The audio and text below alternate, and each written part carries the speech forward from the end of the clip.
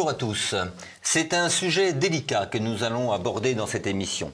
Depuis un an maintenant, il est sur toutes les ondes. Il a détrôné la guerre en Ukraine sur les plateaux de télévision, s'invite dans les débats électoraux en France comme aux États-Unis et est l'objet de toutes les analyses des commentateurs politiques ou militaires. Pourtant, ce n'est pas un nouveau sujet. Avatar des deux guerres mondiales, il puise aux sources les plus anciennes de l'Antiquité.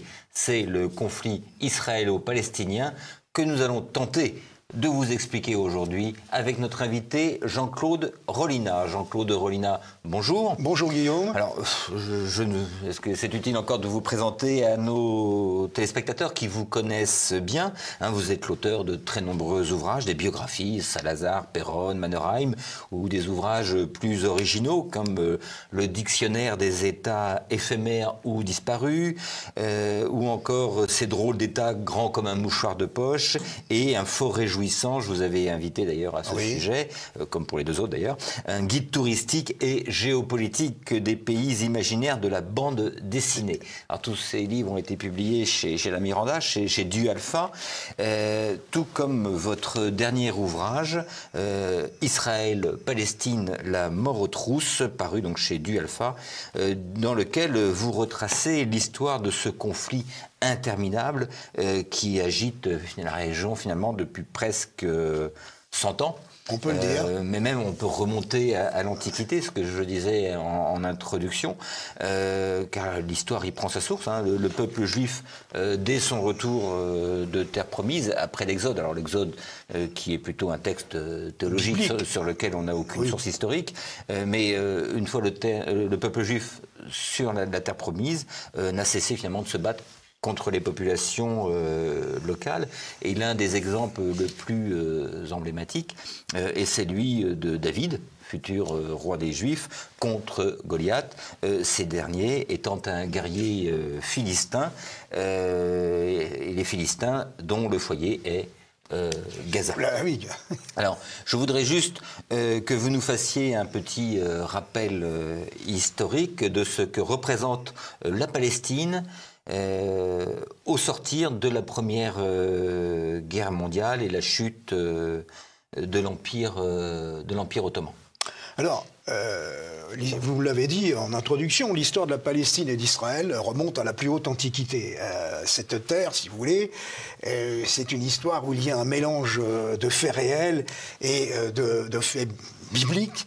On trouve les Philistins, les Araméens, les Moabites, les Nabatéens, les Édomites, etc., etc. Bon, donc, si vous voulez, il y a tout un mélange de conflits, un mélange de populations, avant qu'il y ait une fixation réelle d'une ethnie par rapport à d'autres sur un territoire bien donné. Et alors, il y aura la fondation par un grand prêtre qui s'appelait Alexandre Janet, qui était roi, enfin qui s'est proclamé roi et grand prêtre d'Israël, et il avait établi sa souveraineté entre la mer Méditerranée et le Jourdain.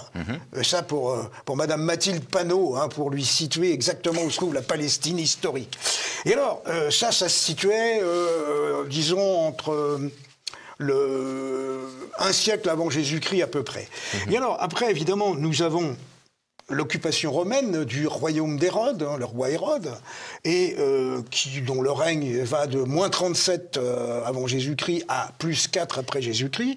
Et là, si vous voulez, ce royaume protégé va complètement être romanisé, si je puis dire, et l'entité juive va disparaître en tant que telle. Alors le peuple juif ne disparaît pas, mais il ne disparaît pas, mais il est opprimé par l'occupant romain. Et en 135 après Jésus-Christ, il y a une révolte qui est conduite par un nommé Bar Kokhba, et les derniers résistants juifs vont se concentrer sur la plateforme de Masada, que l'on peut voir dans le désert de Judée. Maintenant, avant, on faisait l'ascension à pied. Maintenant, il y a un téléphérique qui nous y emmène. Et c'est d'ailleurs là où les jeunes promotions d'officiers de l'armée israélienne viennent prêter serment en disant Masada, plus jamais ça. Pourquoi ? Parce que, effectivement, l'armée romaine a écrasé complètement cette rébellion. Et c'est donc la destruction, si vous voulez, réellement, et la dispersion du peuple juif. Alors après, nous avons Évidemment, après les Romains, il y a les Byzantins. Après les Byzantins, c'est la conquête arabe. Et puis après la conquête arabe, nous allons avoir une parenthèse au XIIe siècle, pendant presque 200 ans de royaume chrétien, les croisés, les fameuses croisades. En 1099, prise de Jérusalem par Godefroy de Bouillon, fondation du royaume latin de Jérusalem, le comté d'Édesse, le comté de Tripoli, petit royaume chrétien, et qui ont été culbutés par, bien entendu, les Arabes. Et puis les Ottomans vont succéder aux Arabes, et quand le Congrès juif mondial va se réunir à Bâle en 1897 à l'instigation de Théodore Herzl, là nous avons le sultan, nous avons l'Empire ottoman qui est souverain sur cette partie du Moyen-Orient. Alors donc la Première Guerre mondiale va changer la donne puisque l'Empire ottoman va s'effondrer et va être... Alors, l'Empire ottoman était, comme vous le savez, allié aux empires centraux, à savoir l'Empire allemand et l'Empire austro-hongrois. Et ces empires vont s'effondrer sous le coup des Alliés. Et évidemment, là, on est peut-être passé un peu vite sur le congrès de Bâle de 1897. On y reviendra. On y reviendra, très bien. Au congrès. Alors là, donc, si vous voulez, chronologiquement, les Anglais, le général Allenby, en 1917, s'empare des principales villes du futur État d'Israël, qui n'existe pas encore, et entre à Jérusalem. Et donc, les Anglais vont imposer la loi britannique. Et en 1917, la même année, Lord Balfour, ministre anglais, prend en considération les revendications juives et dans sa proclamation, dans la proclamation du cabinet britannique, on reconnaît le droit au peuple juif d'établir un foyer national en Palestine.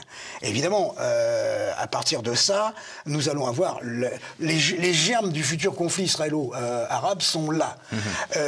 Parce que effectivement, si le peuple juif est fondé légitimement à s'installer sur la terre de ses ancêtres, le problème, c'est qu'il y avait aussi de présent un autre peuple, un peuple arabe. Et bon. on va y venir. Donc finalement, cette déclaration Balfour, c'est la concrétisation, enfin sur le papier, des aspirations sionistes. Bien sûr. Alors, je vous ai dit, promis qu'on allait revenir au congrès de Bâle, enfin au congrès sioniste. Donc une brève histoire du sionisme à partir au XIXe siècle. Pendant de nombreuses années, il y avait cette exhortation, n'est-ce pas, dans les communautés juives, l'an prochain à Jérusalem. Parce que la dispersion du peuple juif, ce qui est vraiment extraordinaire chez ce peuple-là, c'est qu'il avait quand même conservé son identité religieuse, bien qu'il ait été dispersé. Dispersé en Europe occidentale et en Europe orientale. Notamment, et alors il subissait, évidemment, on le sait, les pogroms, plus particulièrement en Russie et dans les pays de l'Est, des persécutions. Et alors, évidemment, bien plus tard, on va atteindre le summum avec l'Holocauste, bien sûr, qui va faire indirectement, qui va favoriser le peuplement d'Israël avec les survivants de la Shoah. Mais on va un peu vite. Revenons en 1897. En 1897, au congrès de Bâle, à l'initiative de Théodore Herzl, une soixantaine de délégations représentant à peu près 200 personnes se réunissent à Bâle pour concrétiser un rêve. C'est le retour du peuple juif sur la terre des pères, sur la terre des ancêtres. C'est à l'initiative de Théodore Herzl. Herzl était un journaliste autrichien. Et son rêve, évidemment, il ne le verra pas se réaliser, mais il va en voir les prémices. Et il y a une autre personnalité juive importante, Weizmann, un chimiste qui vivait à Manchester, qui va prendre un petit peu le relais, et ça sera d'ailleurs le futur premier président de l'État d'Israël. Et cet homme-là aussi va être le géniteur, hein, si je peux utiliser ce terme-là, avec Herzl, de l'idée sioniste, Sion, la terre de Sion, de revenir, de bâtir une patrie où les Juifs seraient en sûreté, parce que effectivement, il y avait l'antisémitisme qui régnait d'une façon féroce à l'Est, d'une façon beaucoup plus littéraire et théorique à l'Ouest. On ne peut pas nier qu'en France, il y a eu effectivement des écrits antisémites. On ne va pas citer tous les auteurs, mais c'est vrai qu'il y avait cette espèce d'antisémitisme latent. qui reposait sur probablement au départ la crucifixion. Hein. Ça, c'est voilà, on remonte là. Et après, bon, l'histoire du juif qui veut s'accaparer les biens des autres, le juif financier, etc., etc., etc. Bon, ça, c'est l'image négative qui se répandait en Occident. Et dans les pays de l'Est, là, c'était carrément le knout. Hein. Bon, donc, si vous voulez, tout converge, tout se conjugue, tout fait en sorte que effectivement, on ait les premières installations de peuples juifs en Palestine. Alors ça se situe fin du 19e siècle et donc début du 20e. Ce sont principalement des gens qui viennent des pays de l'Est ? Oui, au départ, oui. Oui, au départ, c'est beaucoup des gens qui viennent des pays de l'Est, de Pologne et de Russie. Et ces gens-là, évidemment, sont des gens plutôt pauvres, sont des migrants à qui, notamment la banque Rothschild et les puissances d'argent juives vont financer l'installation de ces premiers établissements. Or, il faut lever une hypothèque tout de suite. Il n'y a pas eu de terre volée aux Arabes. Ces terres ont été achetées. Dans les années... à la charnière des années... à la charnière des 2 siècles. 19e, 20e. Ça représente une population de combien de migrants à peu près ? Alors là, c'est, si vous voulez, dans les années 20, la population... Alors, il y a toujours eu une permanence juive il y avait toujours une petite en Palestine. Population. Les chiffres sont difficilement estimables. On va dire entre 60 000 et 80 000 juifs qui auraient vécu, qui auraient traversé les âges. Tout ce monde-là vivait en bonne intelligence. Oui, plus ou moins en bonne intelligence avec les Arabes. À partir du moment où la communauté arabe... asticoté par certains, évidemment, va prendre conscience que ces nouveaux migrants vont peut-être constituer une entité politique. Là, ça va commencer, passez-moi l'expression, à friter. Mais le Congrès juif mondial avait prévu cette hypothèse de créer, d'aller au-delà du simple foyer national, et les Anglais, à qui la Société des Nations a confié en 1921 le mandat sur la Palestine. Donc en 21, il y a aussi un congrès sioniste qui est important, qui matérialise. Alors là, qui matérialise, qui concrétise. L'agence. Alors il y a une organisation qui a été mise en place à la suite du congrès de Bâle. Theodor Herzl devient le président du mouvement sioniste mondial, et ce mouvement sioniste mondial va accoucher de l'agence juive qui va, évidemment, récolter les fonds et va organiser cette émigration des candidats au retour sur la terre promise. Et l'agence juive, si vous voulez, va être une sorte d'embryon de gouvernement, puisque la Palestine juive sous mandat britannique est un proto-État, on va dire, est un proto-État, un État qui ne s'avoue pas, qui n'avoue pas sa nature. Donc ce sont des premières implantations, donc on achète des terres. On achète des terres et les colons s'installent, et ça, alors là, c'est les kibbutz. On crée des villes également. On crée des villes, on crée Tel Aviv notamment. Qui sortent de terre à ce moment-là. Sort de terre, absolument, notamment beaucoup d'Allemands qui s'installent au tout début sur Tel Aviv. Et il y a des kibbutz qui sont, alors de part et d'autre, alors évidemment, dans la future Cisjordanie, il y a aussi quelques kibbutz qui sont là, mais ils seront liquidés, si je puis dire, en 1948. Ces premiers kibbutz, le kibbutz, pour nos téléspectateurs, c'est une ferme collective, c'est l'équivalent du kolkhoz. Oui, alors c'est quand même plus généreux que le kolkhoz. Oui, c'est collectif, c'est-à-dire que rien n'appartient à l'individu, mais c'est la collectivité qui est propriétaire des terres, des immeubles et du matériel. Enfin, il y a aussi des villages collectifs. Alors, les villages, c'est des villages coopératifs, c'est différent. Bon. Mais là, dans le kibbutz, c'est une intégration totale. C'est-à-dire que les enfants sont pris au berceau le matin, ils conduits à la crèche, chacun met la main à la pâte en fonction de ses capacités. S'il y a des intellectuels qui travaillent à l'extérieur, leur salaire sera versé à la collectivité du kibbutz. Le kibbutz est dirigé par un bureau élu. C'est principalement agricole. Au départ, c'est principalement agricole, mais certains deviendront, avec le temps, auront des petites industries, bien entendu.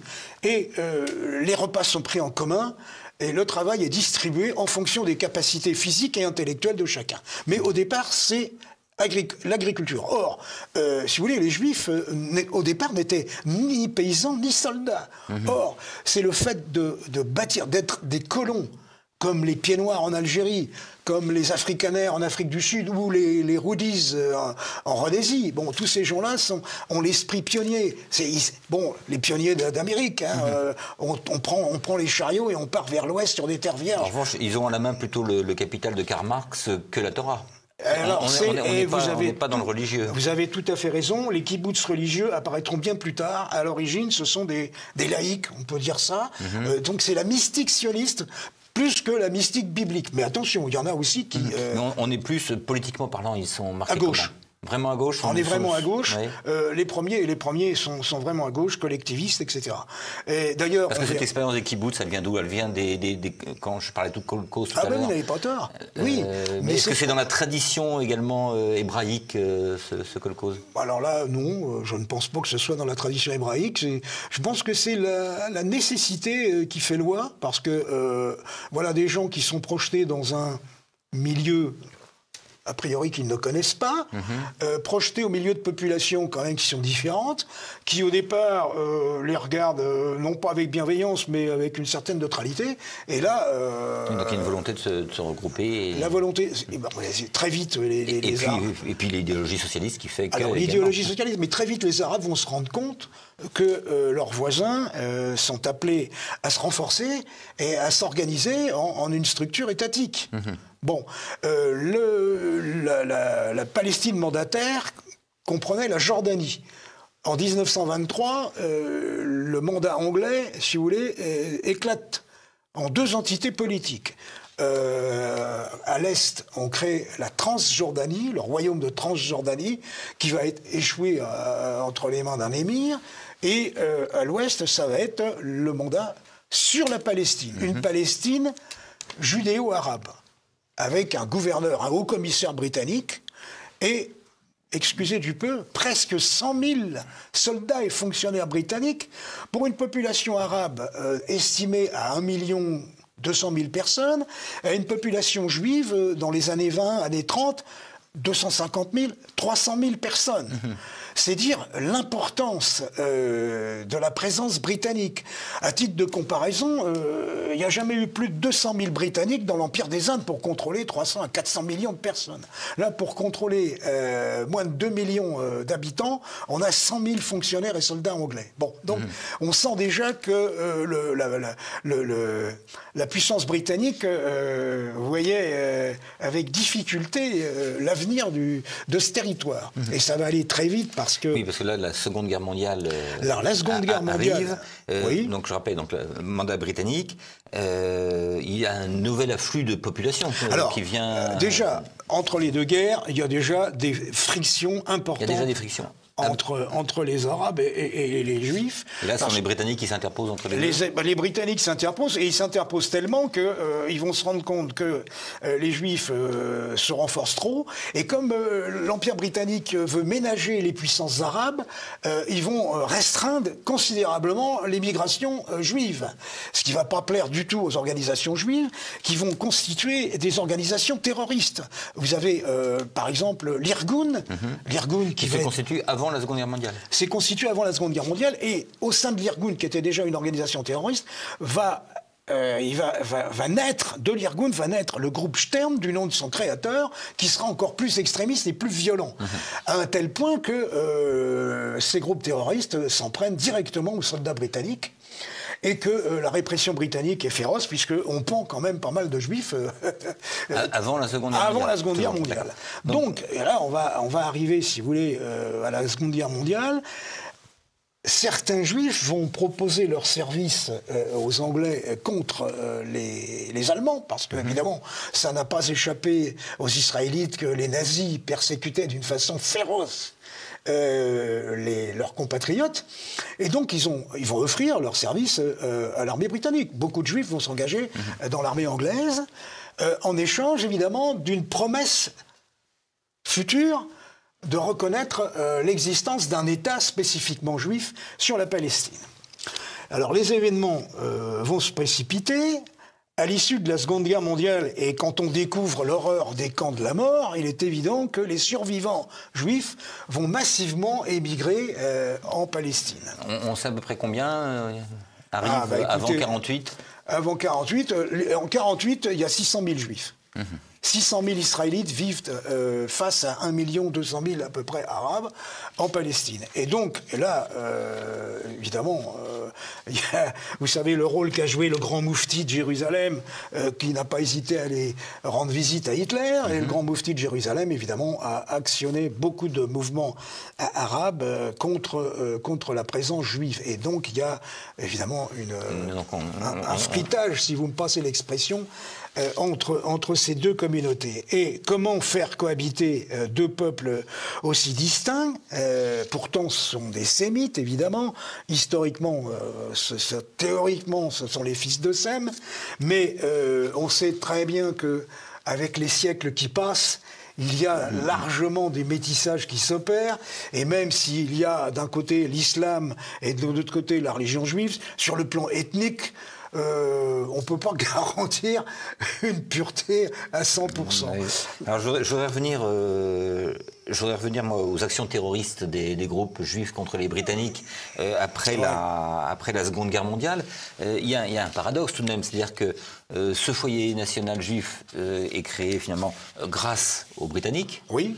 Les Britanniques qui s'interposent, mais tout de même donc il y a une révolte de ces groupes juifs contre les Britanniques. Alors, quelle est la motivation, quel est le but? Il y a eu un film qui a parfaitement illustré cette situation historique, c'est le film Exodus, l'histoire de ce fameux bateau chargé de plusieurs milliers de migrants à qui on interdit d'arriver à Haïfa et qui croupit à Chypre, etc. Bon, il y a un film qui a traité du sujet.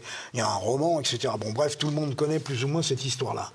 Mais j'ai évoqué tout à l'heure l'Irgun et le groupe Stern. Ces gens-là ne sont pas restés inactifs et effectivement, ils ont combattu avec les Britanniques. Ils ont combattu avec les Britanniques. Une fraction, si vous voulez, des Juifs a combattu avec les Britanniques, mais une autre partie a combattu contre les Britanniques, à un point tel que même une infime minorité des extrémistes juifs avait pris langue avec une infime minorité. On est vraiment à la marge, quand même. À la marge, une infime minorité de nazis qui voulaient se débarrasser des Juifs et qui étaient prêts à entretenir des relations vraiment inacceptables. Mais là, bon, on est vraiment à la marge et ça n'a rien donné. Ça n'a rien donné. Quelques migrants ont bénéficié d'Allemagne de possibilités d'aller en Israël. Mais le gros des migrants, évidemment, ce sont les survivants de la Shoah et qui espéraient trouver, évidemment, un havre de paix et une patrie pour refaire leur vie.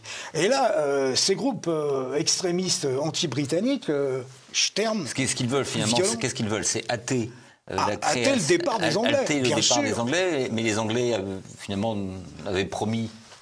Oui, non, mais du bout des lèvres. Et alors, en 1946, par exemple... le groupe Stern va réaliser, entre guillemets, un exploit terroriste. Ils font sauter l'hôtel King David à Jérusalem, qui servait de quartier général à la police et à l'armée britannique. On extrait presque 100 victimes des ruines. Vous voyez, c'est dire la violence de ces actions. En septembre 47, par exemple, le quartier général de la police britannique à Haïfa, qui est le grand port du Nord, saute aussi. Donc, et à chaque fois, évidemment, vous connaissez le cycle, évidemment, action terroriste, représailles. Et donc, beaucoup d'Israélites ont été pendus par les Anglais. Et ce qui entraînait forcément des représailles de la part des organisations terroristes contre des soldats anglais. Cette affaire-là va quand même être portée à la tribune des Nations Unies et ça fermente. Et le 29 novembre 1947, l'Assemblée générale des Nations Unies va se prononcer sur le partage de la Palestine parce qu'on s'est rendu compte que c'était insoluble, qu'un État binational était impossible, qu'on ne pouvait pas faire cohabiter juifs et arabes. Et donc il fallait que chacun ait sa propre organisation, sa propre société. Donc là on découpe on découpe la Palestine en 4 parties. 2 parties attribuées à Israël, au futur État d'Israël, et 2 parties qui seraient attribuées à l'hypothétique État palestinien. Et au cœur, il y a Jérusalem, cette ville 3 fois sainte. Elle serait, dans le plan onusien, édifiée en corpus separatum, c'est-à-dire une entité politique spéciale, extraite de la Palestine en quelque sorte, et qui serait gérée directement par l'ONU. Et alors, ce plan va être accepté par 33 pays qui se prononcent favorablement, 13 vont être contre, et 10 vont courageusement se réfugier dans l'abstention. Donc il y a quand même une majorité qui se dégage. Alors à l'époque, il n'y avait pas 194 États, bien entendu. Mais la population sur place n'est pas consultée. Alors la population sur place n'est pas consultée, mais quand elle apprend les résultats, évidemment, la population juive exulte, ce qui n'est pas tout à fait le cas dans le camp arabe. Bien. Et les pays arabes vont refuser cette solution. À mon avis, c'est une erreur monumentale, car à l'époque, la partie qui était attribuée à Israël ne faisait que 10 000 km² de superficie. Aujourd'hui, l'État d'Israël, stricto sensu dans ses anciennes frontières, c'est le double. Donc c'est un mauvais choix, c'est un mauvais calcul, parce que l'État palestinien, s'il avait été accepté par les Arabes, en 1947, il existerait. Donc, refus. Israël s'autoproclame indépendant le 14 mai 1948. Les Anglais plient bagages. Ils n'en peuvent plus. Alors, débrouillez-vous. On va s'arrêter là. Donc, proclamation de l'État d'Israël. Donc, les Anglais partent dans la foulée. Les Anglais partent dans la foulée. Et pour les Palestiniens va débuter ce qu'ils appellent la Nakba, qui veut dire la catastrophe. La catastrophe, alors. Donc, cette Nakba, c'est déjà donc, une fuite des populations. Donc je voudrais que vous nous expliquiez qui ou quoi a provoqué cette fuite. Est-ce qu'elle était rationnelle? Est-ce qu'on les a poussés dehors? Est-ce qu'ils ont vraiment été chassés? Alors, il y a plusieurs causes. Mais voilà, c'est jamais simple. La cause principale, c'est la peur des Juifs. Parce que Mais qui est alimentée par qui? Alors, la peur des Juifs, attendez, elle a été alimentée par les puissances arabes. Le 10 avril 1947, il s'est passé un événement tragique. Il s'est passé un massacre à Deir Yassin, où des habitants civils, des civils arabes palestiniens, ont été tués par les militaires de la Haganah. La Haganah, c'est l'ancêtre de Tsahal, qui a été créé, donc, ex nihilo, bien sûr, à partir de rien. Quand l'État d'Israël s'est proclamé indépendant, il fallait bien qu'il ait une police et une armée, et c'était la Haganah, qui était déjà, d'ailleurs, dans les starting blocks depuis longtemps. Et cette proclamation de l'indépendance d'Israël, sur le territoire que les Juifs contrôlaient, va provoquer, si vous voulez, le refus arabe et l'invasion de cette Palestine par les armées des pays voisins. On va y revenir. Alors, et pour les Palestiniens, va débuter ce que l'on appelle la Nakba, qui veut dire la catastrophe. Oui. Donc, ils partent, vous nous donnerez les chiffres, mais ils partent en masse. 500 000 quittent à peu près. La Palestine. Alors, plusieurs questions. Donc, par qui ou par quoi est provoquée cette fuite et où vont-ils? Alors, effectivement, petit à petit, des villages arabes entiers s'enfuient. Ils s'enfuient pourquoi? Il y a la peur. Alors, dès la proclamation de l'État d'Israël, le 14 mai 1948, c'est un signal. En plus, les voisins arabes pousse au crime, si je puis dire. Et il y a, à propos de crime, il y a le fameux massacre du 10 avril 1947 dans un village arabe, Deir Yassin, où la Haganah, donc la nouvelle armée juive, a exécuté une centaine de Palestiniens civils, parce que ces unités seraient tombées dans une embuscade à propos d'un drapeau blanc qui aurait été hissé du côté arabe. Bon, enfin, c'est une affaire très confuse. En fait, c'est, entre guillemets, bien entendu, toute comparaison n'est pas raison, c'est le radour sur glane des Palestiniens. Et évidemment, quand l'État d'Israël, presque un an plus tard, proclame son indépendance, évidemment, ça sonne, ça résonne. Cette peur du juif et peur d'être massacré. Et donc, il y en a qui s'enfuient avec armes et bagages en direction des frontières des pays arabes. Et puis, ces pays arabes poussent à la roue. Frères, fuyez, nous allons rejeter les juifs à la mer. Alors, Il y en a qui se disent, mais oui, pourquoi pas? Et alors, il y a la peur, évidemment, physique, et puis il y a l'irrationnel, l'appel. Oui. Et tout ça, c'est en engrenage. Et sinon, est-ce qu'il y a aussi, de la part des autorités juives, est-ce qu'on les chasse physiquement? Est-ce qu'il y a des villages qui sont évacués de force ou pas? Évidemment. De même que vous allez avoir des villages, des kibboutz juifs en Cisjordanie, c'est-à-dire la West Bank, la partie occidentale, de l'autre côté du Jourdain, parce que là aussi il y avait des établissements juifs qui théoriquement auraient dû faire partie de l'État juif. Bon, eh bien là aussi il va y avoir des villages juifs encerclés, et il y a des villages arabes qui sont conquis à la baïonnette par la Haganah. Donc il y a une conjonction, il y a la peur, il y a effectivement l'embryon d'armée juive qui pousse les populations dehors, et il y a aussi cet appel extérieur des pays arabes de dire faites place nette, nos armées vont entrer, on va chasser les juifs, vous pourrez revenir. Alors justement, on arrive à la première guerre contre la coalition arabe, qui est composée de qui? Alors, vous avez le gros morceau, c'est l'Égypte, bien entendu. L'armée égyptienne, d'ailleurs, où un certain colonel Nasser va s'illustrer, mais il va être encerclé du côté de Gaza, d'ailleurs, par la nouvelle armée juive. Et il y a la Syrie, très offensive. Le Liban, beaucoup plus modeste, et puis l'armée, surtout l'armée transjordanienne du roi Abdallah, oui, qui, elle, était commandée, cette fameuse légion arabe était commandée par un officier britannique, Glob Pacha, et c'est elle qui va, si vous voulez, s'illustrer le plus brillamment contre l'armée juive, puisque, grosso modo, ce que les Juifs appellent la Judée et la Samarie, ce qu'on appelle nous autres la Cisjordanie, cette grosse boursouflure, si vous voulez, qui est à l'est à l'ouest du Jourdain, va être conquise par l'armée arabe, et la moitié de Jérusalem Est, va être occupée par cette armée transjordanienne, et les Juifs vont avoir beaucoup de mal d'ailleurs, vont soutenir un siège, ils vont sauver la partie occidentale de Jérusalem.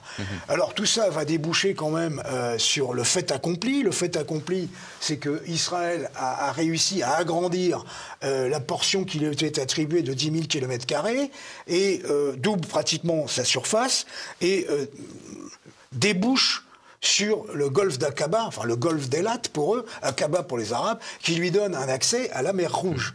Et l'armistice qui va être signé à Rhodes en 1949 va figer les frontières sur les positions militaires, ce qui fait que les frontières sont totalement artificielles, et ce ne sont que des lignes de séparation, des lignes de cessez-le-feu, et qui vont durer jusqu'en 1967. Oui, alors, je voudrais revenir donc à cette victoire d'Israël qui étonne tout le monde. Oui. Ce petit État, une armée embryonnaire, sous-armée, mais sous-armée par rapport aux armées arabes, bien entendu. Pourquoi, finalement, est-ce que c'est un exploit, une forme d'exploit? Donc pourquoi cet exploit? Mais surtout, pourquoi les Arabes ont-ils perdu? Quelle était leur faiblesse, plus que les forces d'Israël? Alors, je vais vous dire d'abord la motivation. On le verra plus tard, le plus beau matériel militaire ne fait pas le bon soldat. Et là, on peut le dire, les Juifs avaient la gnaque. D'abord, c'était sauver ou périr. Se sauver ou périr. C'est la vie ou la mort. On ne pouvait pas reculer. Donc, ils se sont battus objectivement, admirablement. Ensuite, les pays arabes étaient idéologiquement dévisés. Et puis, on peut le dire, à part l'armée de la Transjordanie, alors le Liban avait une armée insignifiante, la Syrie avait un matériel de bric et de broc. Il y a que l'Égypte qui avait une armée à peu près sérieuse, équipée à la britannique, comme d'ailleurs l'armée de la Transjordanie. Mais l'armée égyptienne n'était pas de bon niveau. L'armée syrienne non plus. Encore une fois, seule la future Jordanie a sauvé l'honneur arabe. Et puis, redisons-le, la volonté de ces combattants juifs de se sacrifier, de ne pas abandonner un pouce de terre, etc. Parce qu'eux aussi sont armés de briquet de broc. Ils sont armés de briquet de broc. Ils vont faire leur marché dans les surplus de la Deuxième Guerre mondiale. Ils ont acheté des Messerschmitt 109, vous voyez, pour créer un embryon d'aviation. Ils l'achetaient en Tchécoslovaquie, qui était un pays communiste. D'ailleurs, à l'époque, on verra l'inversion des alliances. À l'époque, les pays de l'Est, et notamment la Russie soviétique, voyaient plutôt d'un bon œil ce pays qui avait un caractère socialiste assez prononcé. Et ils ont fait aussi, alors je le disais, ils ont acheté des appareils, des avions et des chars anglais et américains. Ils ont récupéré aussi du matériel laissé sur place par les Britanniques. C'était une armée effectivement de bric et de broc. Mais ils ont, à telle preuve que... on était à 1 contre combien Ah, mais alors là, ils se battaient à 1 contre 5, 1 contre 6. Et ils ont eu 6 000 morts. 6 000 morts. Ce qui est énorme au prorata. En 6 000 morts en 1 an de guerre. Et les pertes arabes, je ne les connais pas et elles sont largement supérieures. À un tel point, si vous voulez, que c'était du bricolage, c'est qu'ils bombardaient les positions arabes en ouvrant les portières de Dakota et en lançant les bombes à la main. Donc là, 19 ans vont se passer jusqu'en 67, la guerre... Il y a eu 56, Canal de Suez. Alors, très rapidement, expliquez-nous le Canal de Suez. Écoutez, les Franco-Britanniques lancent une opération contre l'armée égyptienne, s'emparent du Canal de Suez, et Israël profite de l'affaire pour conquérir le Sinaï. Sinaï qu'il va restituer quelques mois plus tard aux Nations Unies, qui ne tiendront pas leur engagement, puisque Nasser va remilitariser le Sinaï. Donc je reviens en 67, là c'est la guerre des 6 jours. Donc on a à peu près la même coalition arabe contre Israël. Alors on a la même coalition, vous avez l'Égypte, la Jordanie et la Syrie qui lancent leurs forces armées, qui voudraient lancer leurs forces armées contre Israël. Israël part du principe qu'il vaut mieux prévenir que guérir, et c'est Israël qui va attaquer le premier, et qui dès le premier jour va détruire la totalité des aviations arabes par des raids audacieux.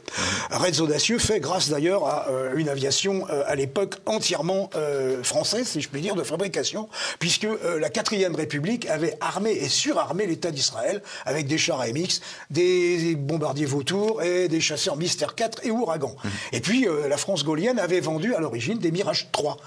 Embargo ensuite. Donc cette guerre des 6 jours, c'est une nouvelle défaite arabe qui va se concrétiser par l'occupation de la Cisjordanie. Alors, non seulement la Cisjordanie, mais le plateau du Golan, qui est une position stratégique face à la Syrie. Car quand la Galilée est une plaine, n'est-ce pas, et le Golan est un plateau, c'est un balcon, d'où partaient évidemment des tirs contre les kibboutz de la vallée.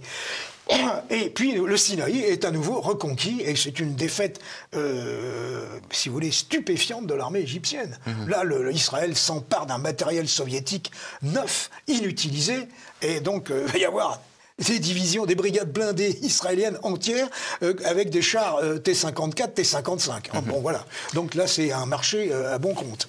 Alors, nouvelle tentative des Arabes, cette fois-ci en 73, c'est la guerre du Kippour. Oui, alors au départ, là, c'est une grande surprise parce que les services de renseignement israéliens, comme le 7 octobre d'ailleurs, avaient subodoré une attaque, mais le pouvoir politique n'en avait pas tenu compte. Et là, l'Égypte réussit un fabuleux coup, réussit à faire franchir le canal de Suez par son armée, et qui va qui va pénétrer largement dans le Sinaï. Donc, dans un premier temps, les lignes de défense, la ligne Bar-Lev, du nom du chef d'état-major, la ligne Bar-Lev sur le canal de Suez est enfoncée, et là, Israël se dépêche de mobiliser ses réservistes pour stopper l'invasion égyptienne. Côté plateau du Golan, des combats sont féroces, mais bon, en fin de compte, à l'issue de ces combats de chars, c'est Israël qui l'emporte. La Jordanie, cette fois-ci, est restée neutre. Donc, l'issue de la guerre du Kippour, là, Israël a eu chaud. Un livre s'intitulait d'ailleurs « La mort en face », mais c'est quand même l'État juif qui s'en sort vainqueur. Mais pour les Arabes, notamment pour le président Sadat, l'honneur est sauf. L'armée égyptienne a franchi le canal, c'est un symbole. Elle a infligé des défaites sévères à l'aviation israélienne, qui a perdu énormément de fantômes qui ont été abattus par des missiles SAM. Et c'est la première fois que, disons, un pays arabe peut se regarder avec une certaine fierté en disant on a quand même culbuté dans un premier temps seulement les Juifs. Mais la contre-offensive de Sharon, si vous voulez, une offensive militaire fabuleuse qui a enveloppé complètement les armées égyptiennes, et l'armée israélienne pouvait même continuer en direction du Caire. Et c'est un cessez-le-feu qui a stoppé tout ça. Et après, on verra que le président Sadat, fort de cette auréole de chef glorieux, pourra aller faire la paix avec l'ennemi. Voilà. Alors, on a fini avec les grandes guerres, et donc très rapidement, parce que je voudrais qu'on passe du côté palestinien, parler des organisations palestiniennes, donc vraiment très, très rapidement, on assiste, après la guerre du Kippour, donc il y a de nouveau des interventions au Liban, vous allez nous les donner très rapidement, et puis les intifadas, qui sont les guerres de pauvres. Hein, oui, la guerre des pierres. La guerre des pierres. Donc les intifadas, donc il y a une première grande intifada, c'est 1987. Oui, il y en aura d'autres. Il y en aura d'autres. Qui sont en général très sévèrement réprimés et qui ne donnent rien. L'erreur monumentale de l'État d'Israël, c'est de confondre des frontières stratégiques avec des frontières politiques. En faisant la paix avec Sadat, qui va le payer de sa vie d'ailleurs, Israël s'assurait une neutralité, si vous voulez, de cet énorme Sinaï. L'armée égyptienne ne se réinstalle pas et Israël donc est tranquille de ce côté-là. En revanche, du côté de la Syrie, Israël n'abandonne pas le plateau du Golan et le conserve. On le comprend puisque ce sont des hauteurs. Et en Cisjordanie, son erreur, évidemment, c'est de faciliter, de favoriser la colonisation. C'est-à-dire que là, on peut parler de spoliation de terre et l'embryon d'État palestinien à qui on a donné une possibilité lors des accords d'Oslo de 1993, qui ont été signés entre Rabin et Yasser Arafat. C'est quand même extraordinaire, cette poignée de main entre deux chefs de guerre. Et Rabin, là aussi, va le payer de sa vie. Sera assassiné par des extrémistes juifs, comme Sadat est assassiné par les frères musulmans.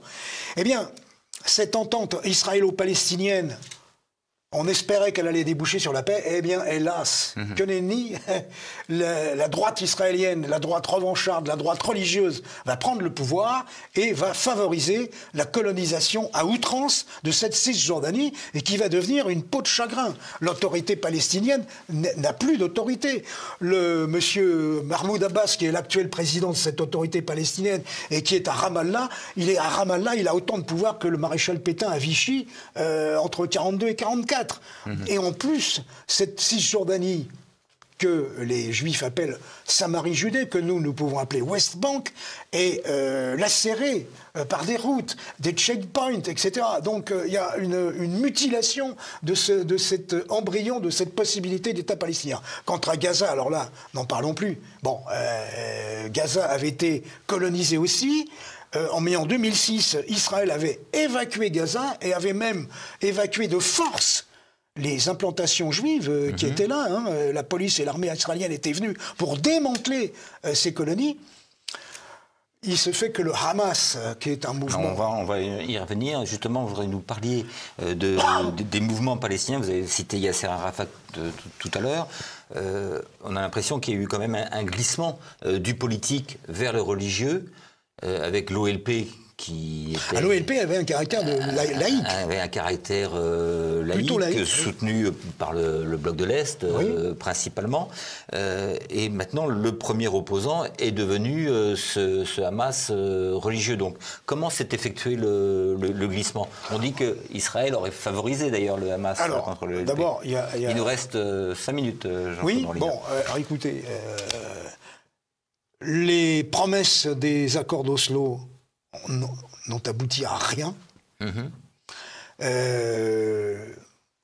Donc les Palestiniens ont perdu confiance.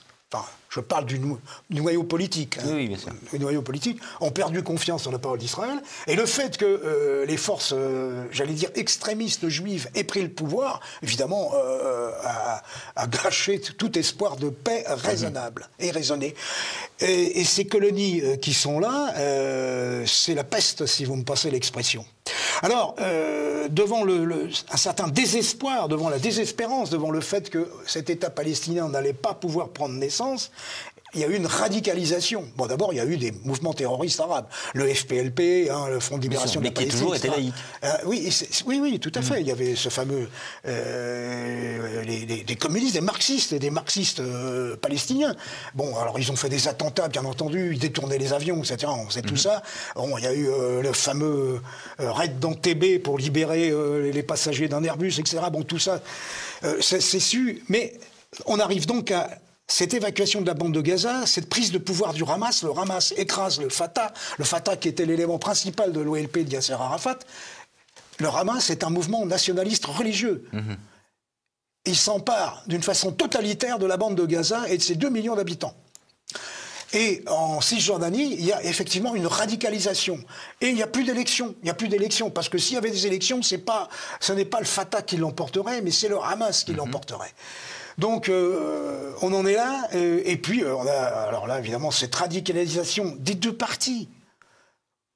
Et vous avez évoqué, effectivement, l'hypothèse que le gouvernement de M. Netanyahou aurait favorisé indirectement le Hamas. Mais bien sûr, pourquoi? Parce qu'il voulait décrédibiliser l'OLP, décrédibiliser l'autorité palestinienne, faire en sorte qu'il n'y ait aucune possibilité de créer un État palestinien, parce que les juifs extrémistes veulent un État d'Israël allant de la mer au Jourdain.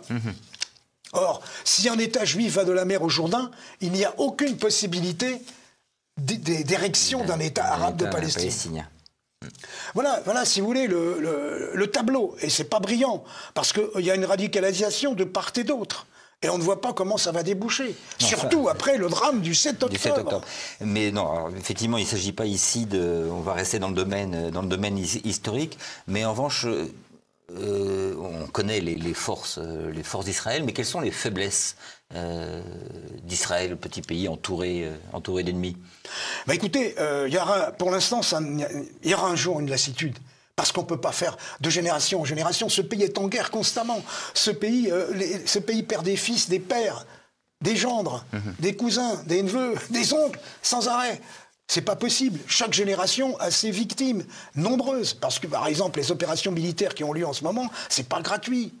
Bon, les pertes ont été très élevées pendant la guerre du Kippour, pendant la guerre des 6 jours aussi. Depuis que le bombardement et le contrôle de Gaza, c'est pareil. On additionne les morts. Donc Israël ne pourra pas continuer, si vous voulez, à faire sans cesse la guerre. Il y aura un moment donné... Il y a un problème démographique qui se pose. Il y a un problème démographique qui se pose aussi.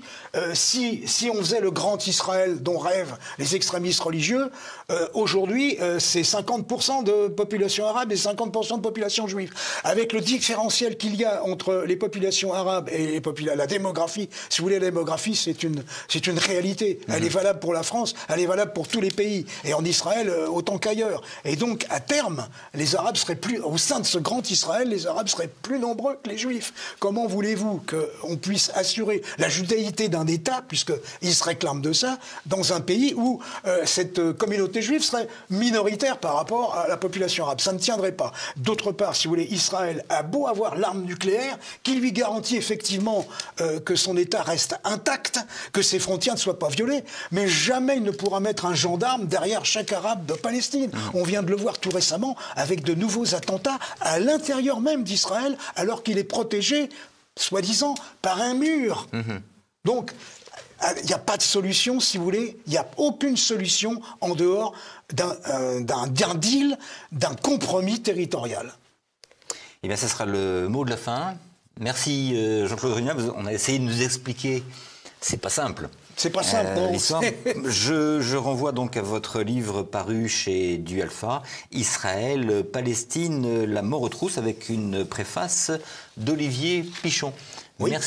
Merci beaucoup. C'était Passé Présent, l'émission historique de TVL, réalisée en partenariat avec la revue d'histoire européenne. Vous allez maintenant retrouver Christopher Lann et sa petite histoire, mais avant, n'oubliez pas de cliquer sur le pouce levé sous la vidéo et de vous abonner à notre chaîne YouTube. Merci et à bientôt.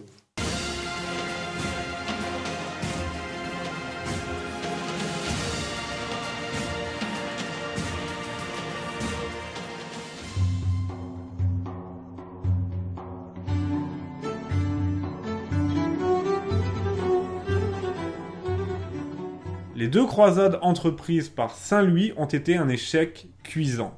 Mais sans ça, Saint Louis ne serait pas Saint Louis. C'est de cela que nous allons parler aujourd'hui, de ces 2 croisades. Saint Louis fut le dernier souverain capétien à véritablement se mobiliser avec sincérité pour la délivrance du tombeau du Christ. Pourquoi Saint Louis s'est-il croisé à 2 reprises? Tout d'abord pour délivrer la Terre Sainte, évidemment, mais surtout pour sauver, pour s'assurer son salut et pour ranimer un certain idéal, l'idéal du roi chrétien qui n'hésite pas à donner de sa vie pour une démarche quasiment mystique. Comme le dit Jacques Le Goff, la croisade a été l'une des grandes pensées, sinon la grande pensée du règne de Saint Louis, qui était animé, comme je l'ai dit, d'une démarche mystique. Il voulait mettre ses pas dans ceux du Christ, gagner son salut, et ce n'était pas le cas de ses prédécesseurs, que ce soit Louis VII ou encore Philippe Auguste. La 7e croisade, qui est la première croisade de Saint Louis, va se mener sur le modèle de la 5e. On va envisager de débarquer en Égypte, puisque le Nil, le delta du Nil,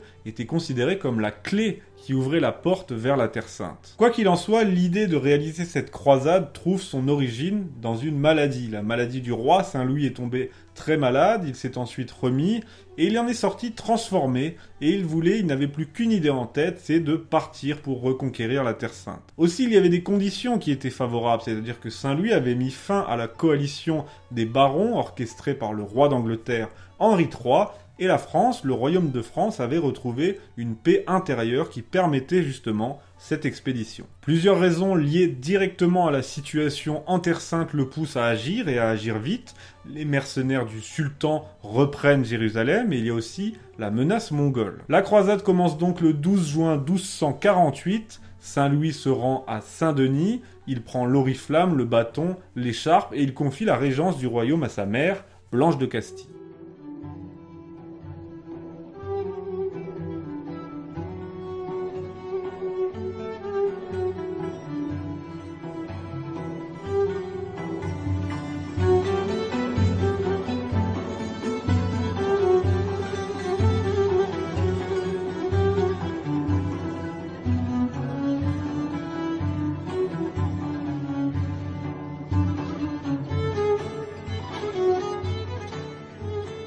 Comme le prescrit l'Église, il va abandonner le faste vestimentaire qui est dû à son rang et il va arborer un costume très simple. D'ailleurs, ça va le marquer à vie, puisqu'à son retour, il ne recouvrera plus jamais ses habitudes vestimentaires antérieures.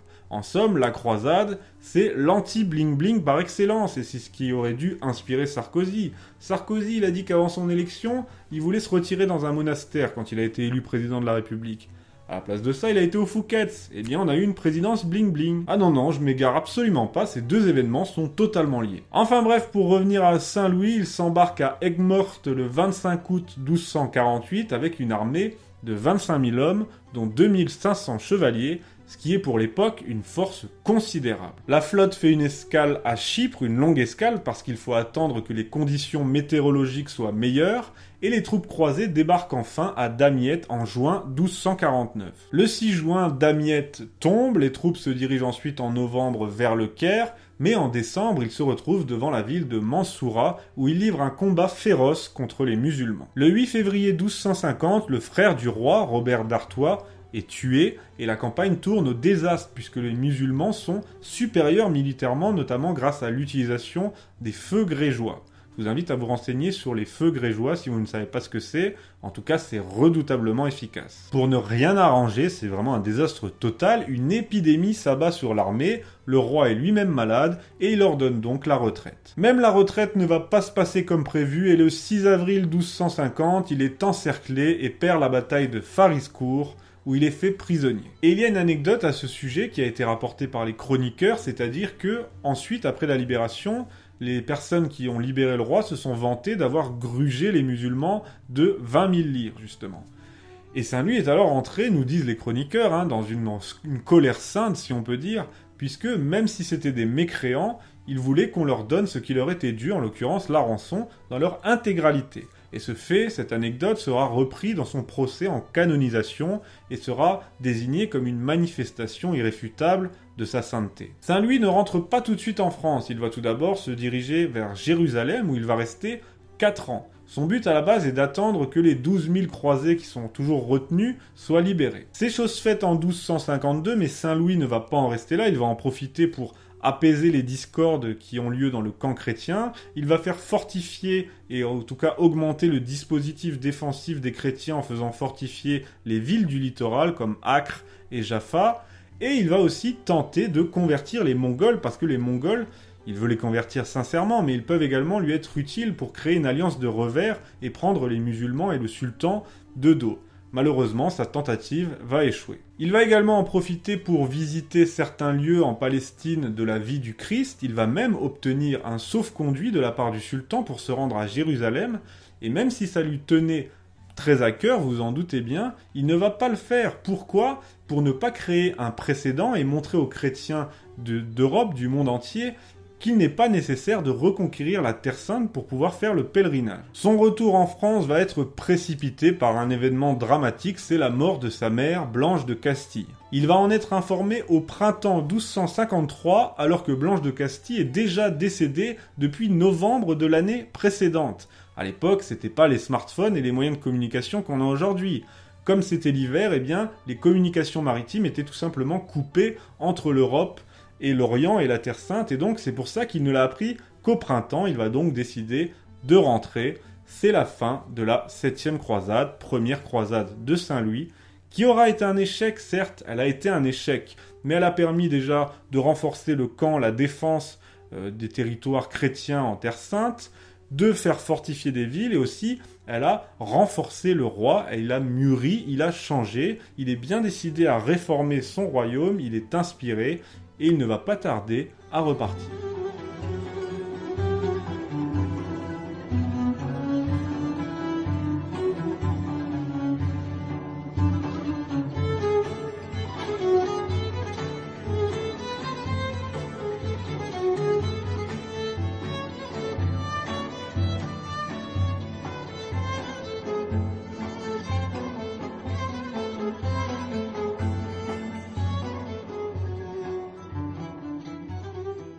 Quand je dis il ne va pas tarder à repartir, il aura quand même fallu attendre plus de 10 ans, mais en tout cas c'est une idée qui est restée persistante dans son esprit.